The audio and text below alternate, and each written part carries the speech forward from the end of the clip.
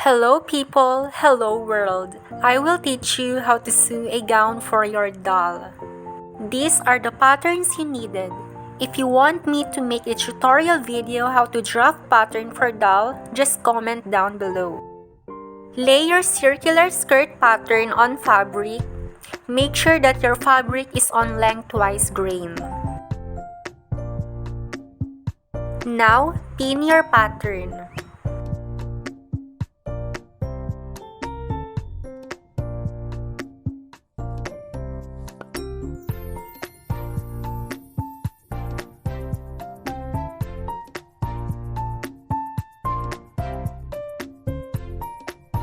Add 1/2 inch allowance for hemline of your circular skirt.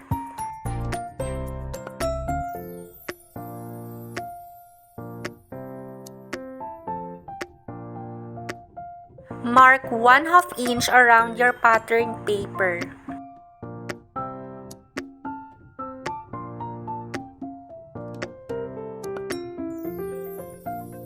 Draw curved line around your fabric.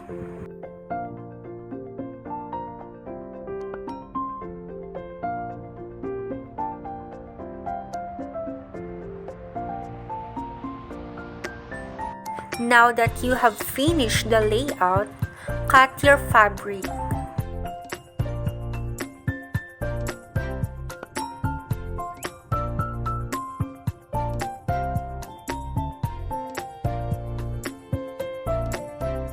Cut this area.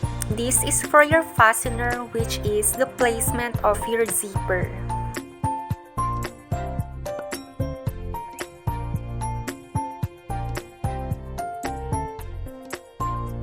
We did not add allowance for waistline in fabric because it has already allowance on its pattern.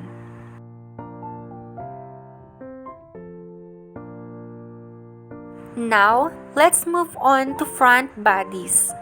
After you pin your pattern, add allowance and use ruler for layout.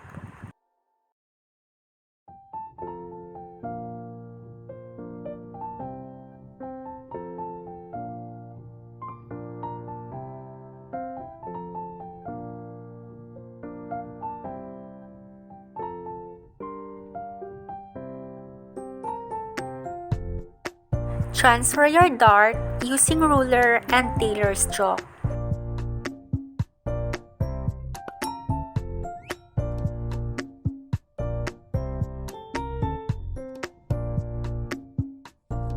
It's the same thing. Do what have we done lately, so it does not become repetitive.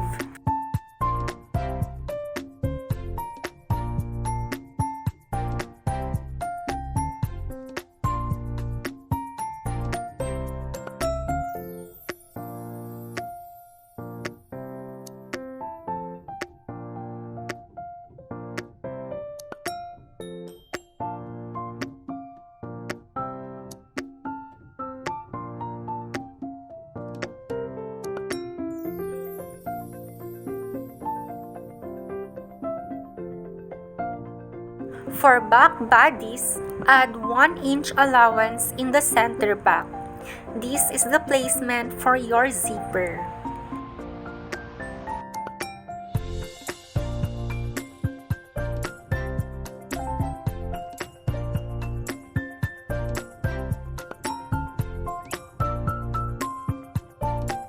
Now, let's lay out on lace. Place your cutted fabric in lace, pin to secure, and cut it. The same thing with the other cutted fabric. Take note that only circular skirt, front, and back bodies has lace for this gown.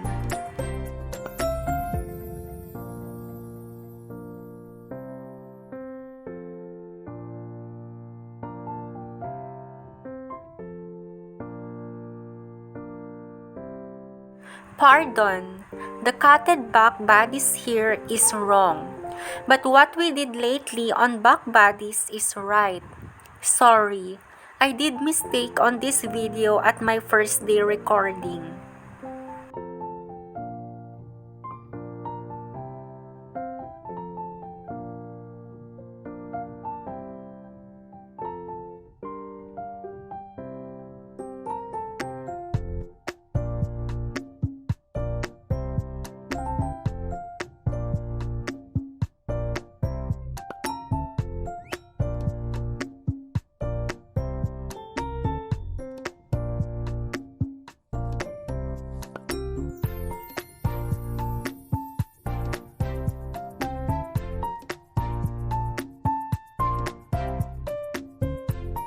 Fold your dart intake and sew it.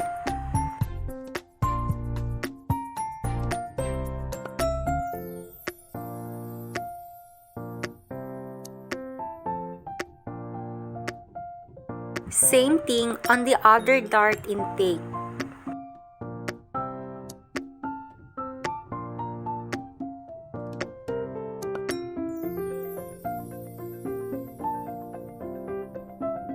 Now, top stitch the front bodice.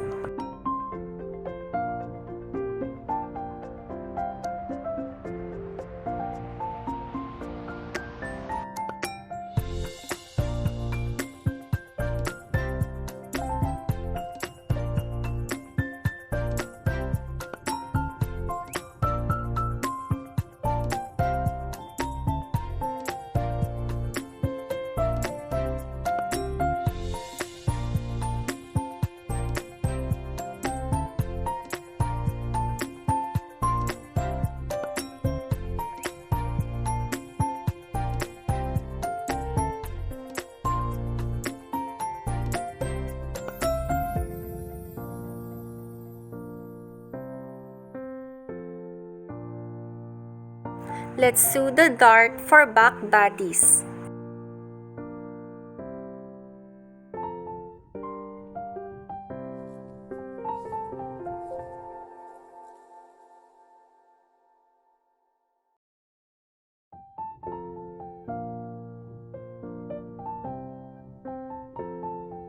Top stitch your back bodice and the same thing with the other back bodice so it does not become repetitive.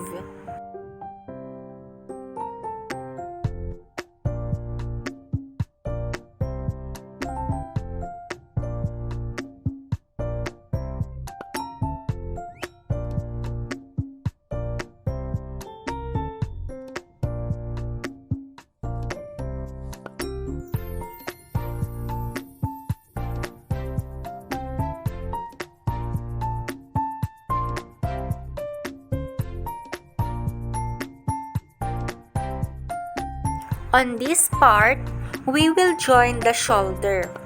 Attach your front and back bodies, wrong sides facing together. Use pin to secure and sew about 1/4 inch on your shoulder seam allowance. Trim your shoulder because we will perform a French seam for better outcome.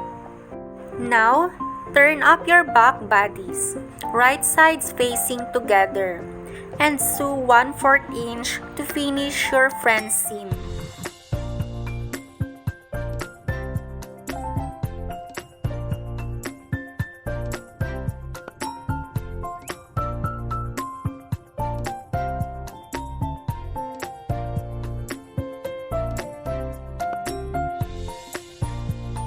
Let's join the side seam. We will also perform French seam here just like we did on shoulder seam.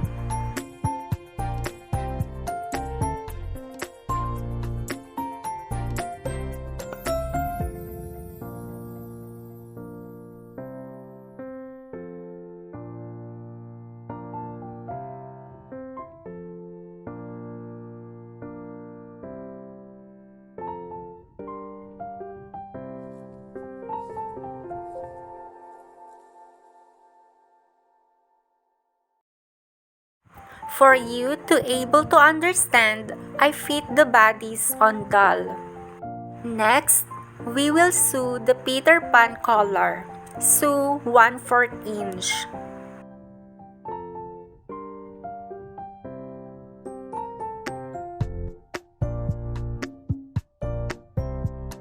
For pointy collar, get a single thread and insert it between the fabric. Move your machine needle by 1 step and put the single thread on the other side.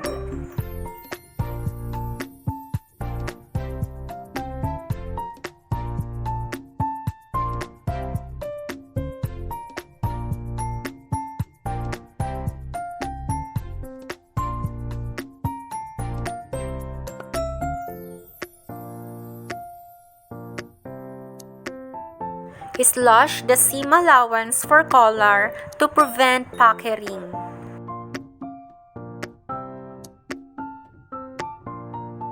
Now, trim its seam allowance.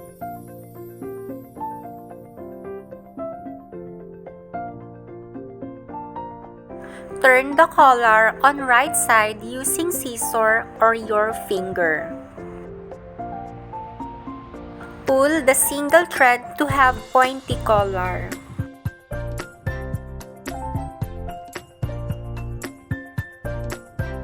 Pin the Peter Pan collar on neckline of bodice.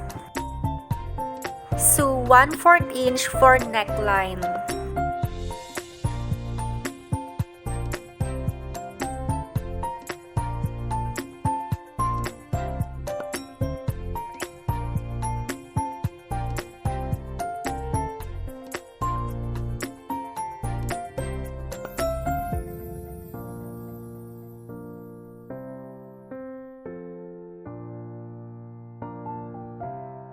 This is the outcome with Peter Pan collar. Let's move on to puff long sleeve. We will perform shirring for this design. Take note that in shirring, do not lock your stitches.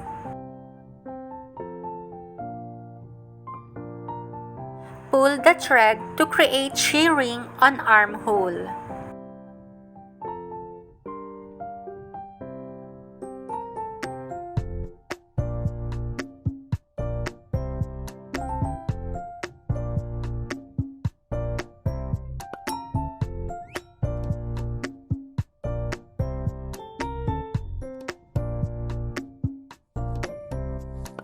Now, fold twice the bottom of your sleeve and sew it.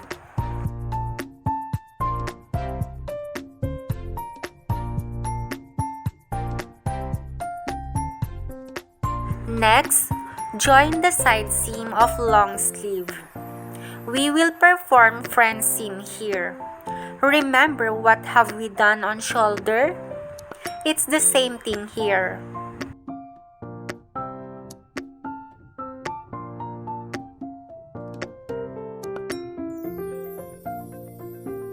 Turn up the long sleeve using scissor or your finger.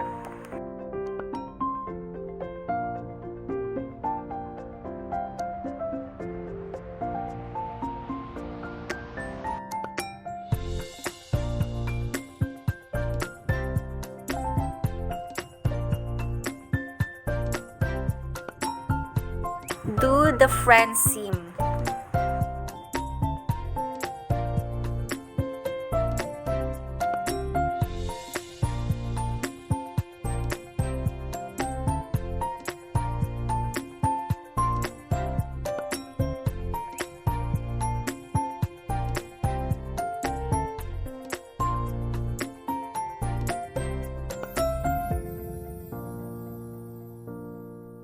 This is how it looks on doll for you to able to understand.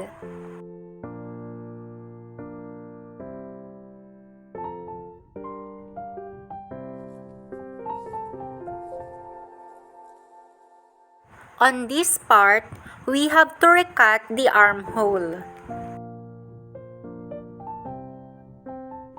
Attach the puff long sleeve on the armhole, right sides facing together.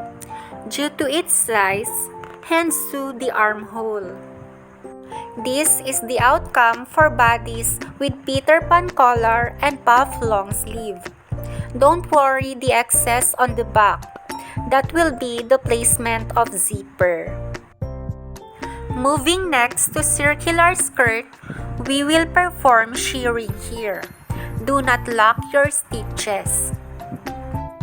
But the first stitch here is for top stitch.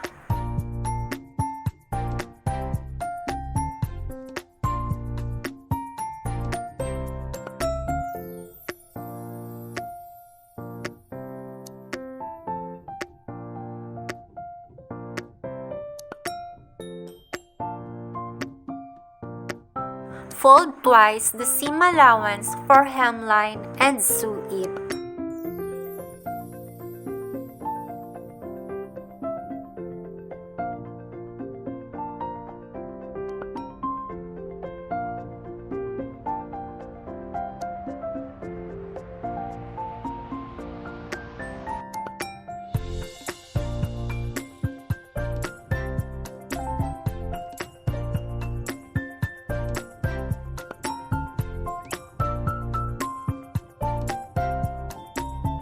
Going back to waistline, sew 1/4 inch without lock stitch and perform the shirring.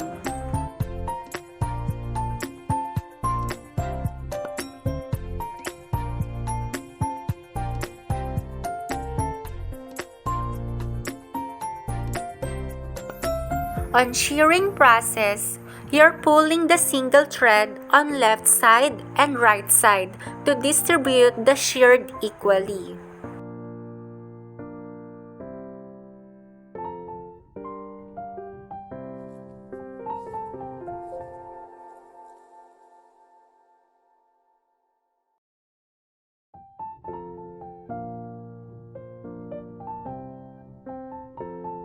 For you to able to understand, I fit the skirt on doll. Next, attach the bodice to skirt. Pin it to secure and sew 1/4 inch on waistline.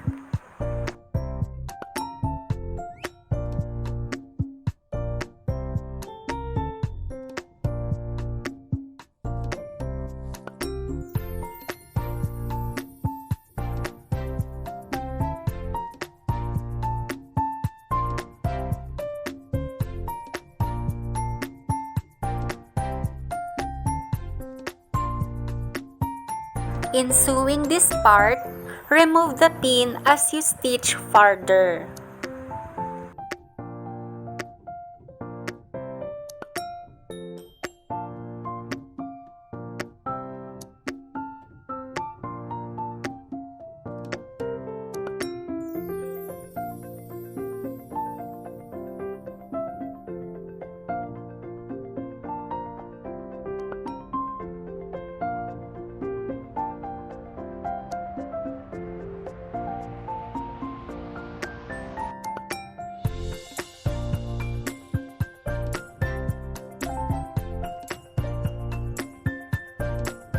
Trim the waistline to prevent bulkiness.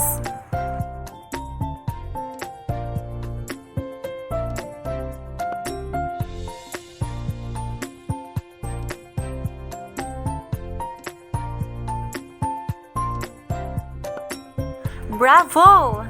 Next, we will attach the zipper on back. Take note, use single presser foot on machine in order to sew zipper. By the way, the type of this zipper is called invisible zipper. After you pin your zipper, sew it.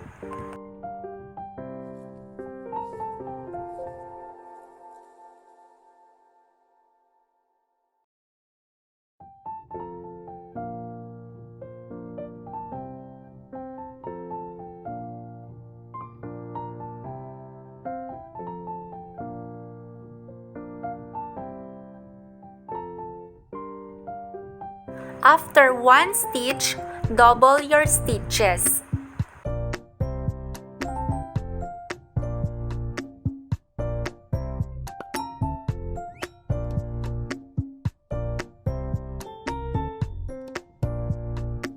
Sew on the other side. It's the same thing what we did a while ago.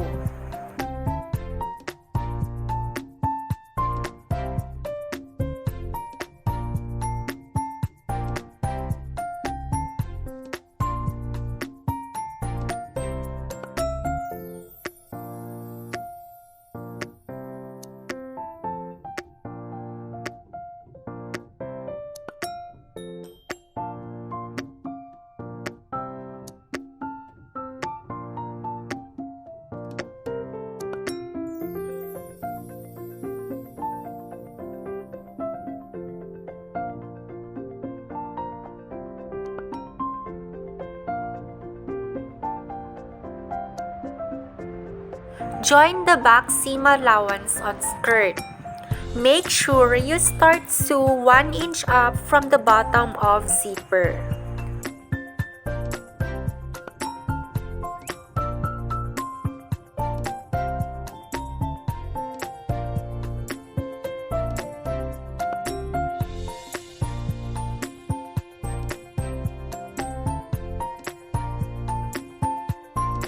Zigzag the seam allowance, but if you have edging machine, that's even better. Make sure your thread on edging machine is the same color with your fabric.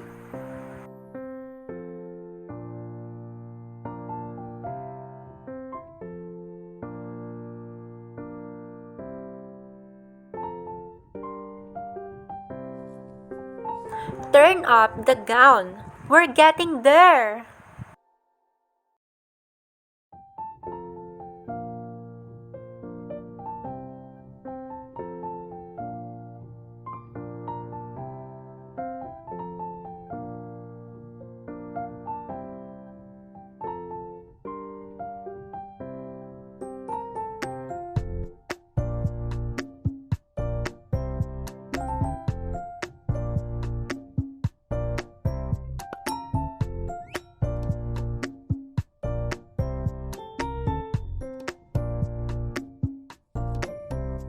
Cut the excess of the invisible zipper.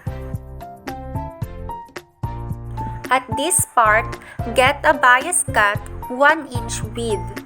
Pin it to neckline, right sides facing together to secure.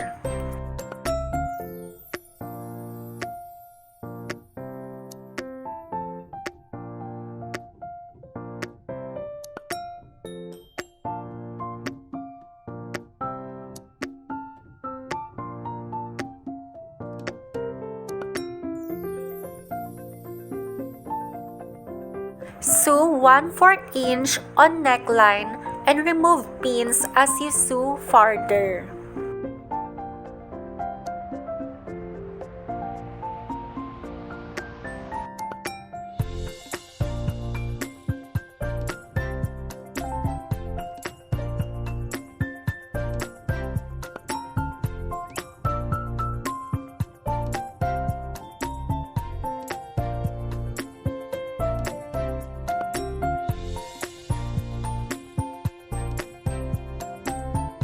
Trim the bias cut.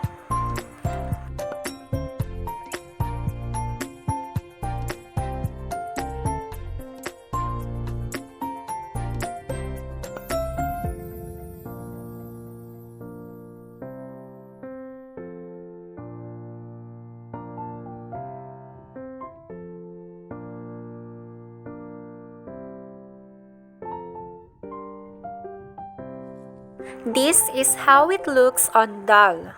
Wait, there's more! Because we will add lace for more creative result. This is the lace that we will put on skirt.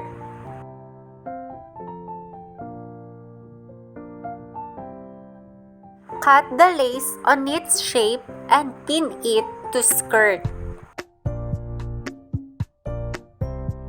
After you have placed and pinned all the laces, we will basting to secure the lace. I use different color of thread for basting in order for you to see it and to be visible on recording.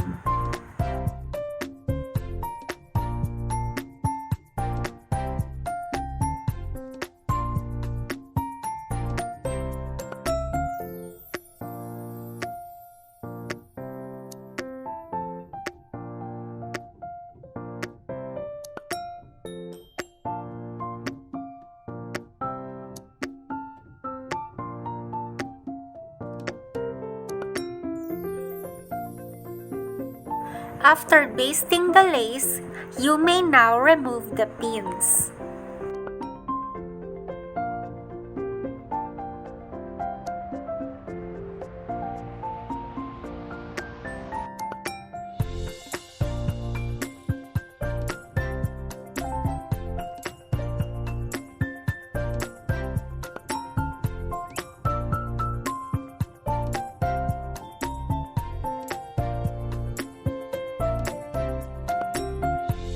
Next, we will sew the lace following its shape.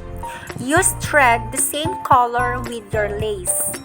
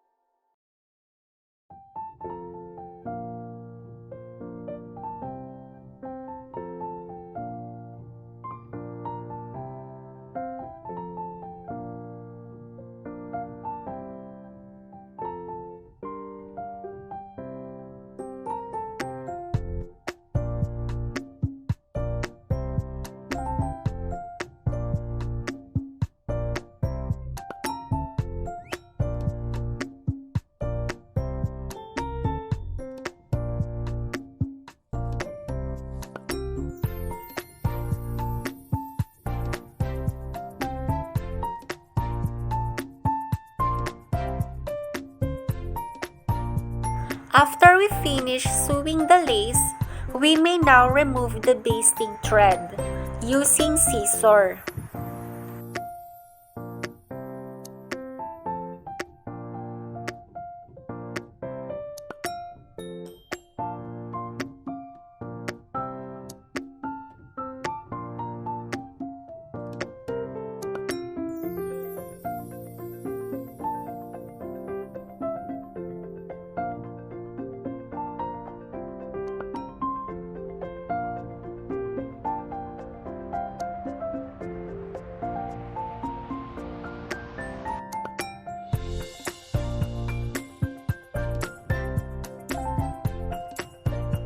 Bravo!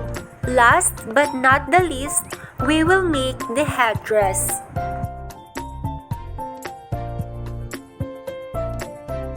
In making the headdress, you need a decorative flower and a piece of lace. Form the headdress into round shape by putting them together with the lace using pins and hand sew these to finish the headdress.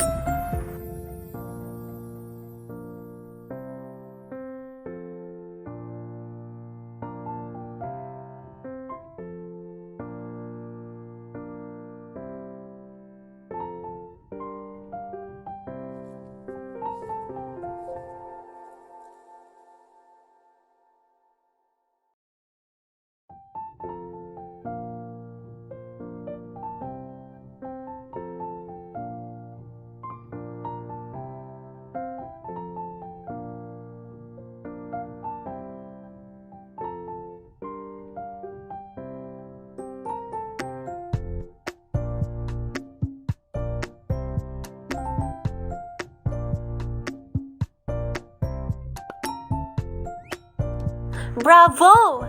We are done! We made it!